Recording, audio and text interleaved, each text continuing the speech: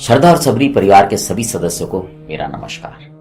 उम्मीद करता हूं आप सब स्वस्थ होंगे और आजकल जिस तरह से पूरे देश में महाकुंभ स्नान के लिए लोग जा रहे हैं, हो सकता है इस परिवार के भी कुछ सदस्य महाकुंभ के स्नान के लिए जा रहे हों। मैं भी आज सुबह ही महाकुंभ का स्नान लेकर लौटा हूं। श्रद्धा और सबरी परिवार धीरे धीरे बड़ा हो रहा है और इस सब में आप सबका प्यार, सहयोग और योगदान है। आज का जब आप प्रसंग सुनेंगे तो आप समझ पाएंगे कि किस प्रकार बाबा अपने भक्तों की बड़ी से बड़ी समस्या को चुटकियों में सुलझा दिया करते थे और उनका इन समस्याओं को सुलझाने का तरीका बड़ा विचित्र होता था। आज के इस कार्यक्रम के दौरान हमने कुछ चित्र इस्तेमाल किए होंगे।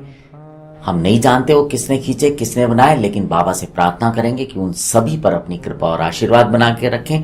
और साथ ही साथ मैं बाबा से प्रार्थना करूंगा कि जो श्रद्धा और सबरी परिवार के सदस्य हैं उनका भी मार्गदर्शन सदैव करते रहे। तो प्रसंग इस प्रकार से है कि बाबा एक बार द्वारका माई में बैठे हुए थे और सभी भक्त लोग वहां पर उनसे मिलने के लिए भी बैठे हुए थे। तभी गोवा के एक मामलतदार यानी कि कलेक्टर जिनको बोलते हैं, उनका नाम राले था, उन्होंने करीब 300 आम का एक पार्सल जो था वो शिरडी में भिजवाया। गोवा के आम भी बहुत ही अच्छे होते हैं।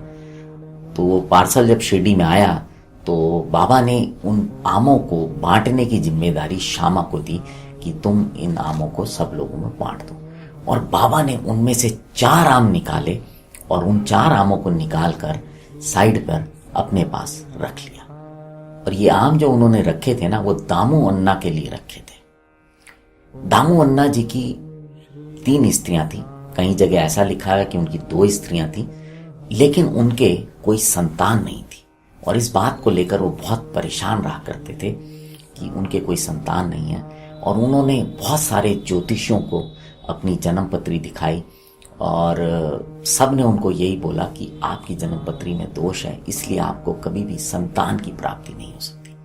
और दामू अन्ना खुद भी थोड़ा बहुत ज्योतिष जानते थे, तो उनको ये पता था कि उनकी पत्री के अनुसार उनको कोई भी संतान की प्राप्ति नहीं हो सकती। कुछ इस तरह के ग्रह दशा या पाप दोष जो हैं वो उनकी जन्मपत्री में है। लेकिन दामू अन्ना की ना बाबा पे बहुत श्रद्धा थी।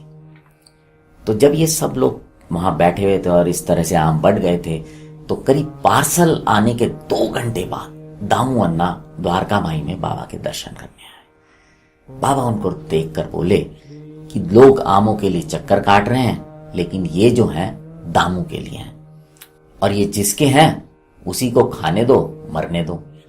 अब ये शब्द सुनकर ना दामू अन्ना बड़े परेशान हो गए कि बाबा ने ये क्यों कहा कि खाने दो और मरने दो। मरने दो वाला शब्द सुनकर उनके दिल पे ना पड़ा जैसे धक्का सा लगता है, ऐसा हुआ।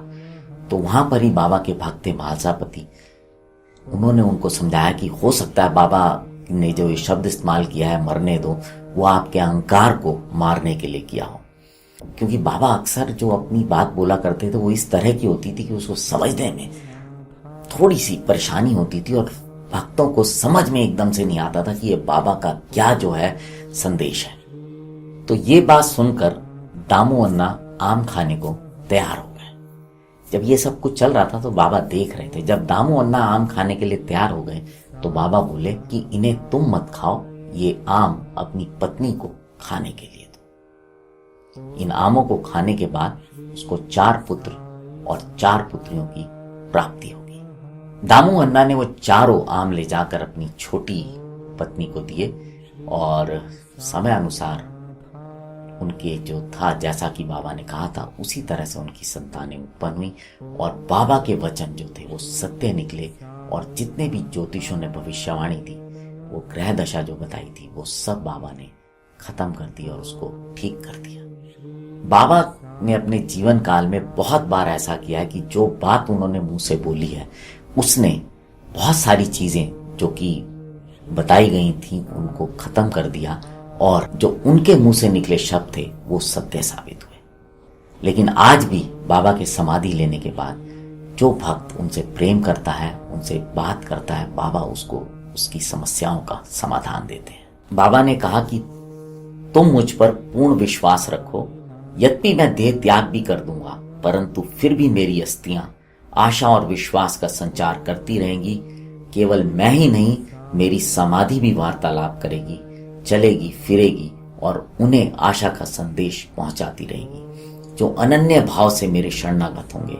निराश ना होना कि मैं तुमसे विदा हो जाऊंगा, तुम सदैव मेरी अस्थियों को भक्तों के कल्याणार्थ ही चिंतित पाओगे। यदि मेरा निरंतर स्मरण और मुझ पर दृढ़ विश्वास रखोगे तो तुम्हें अधिक लाभ होगा। तो जो भी लोग शिरडी जाते हैं, बाबा के दर्शन करते हैं, बाबा पर विश्वास रखते हैं, बाबा से प्रेम करते हैं, वो इन शब्दों को समझ सकते हैं, उनको महसूस कर सकते हैं, क्योंकि बाबा के शायद जितने भी भक्त होंगे उन सब ने कभी ना कभी बाबा के स्पर्श को महसूस किया होगा, उनकी उपस्थिति का भी उसको एहसास हुआ होगा। अगर आज का ये प्रसंग आपको अच्छा लगे तो इसे और भी साईं भक्तों के साथ साझा जरूर कीजिएगा। अब आपसे विदा लेता हूं, जुड़े रहें श्रद्धा और सबरी के साथ। नमस्कार।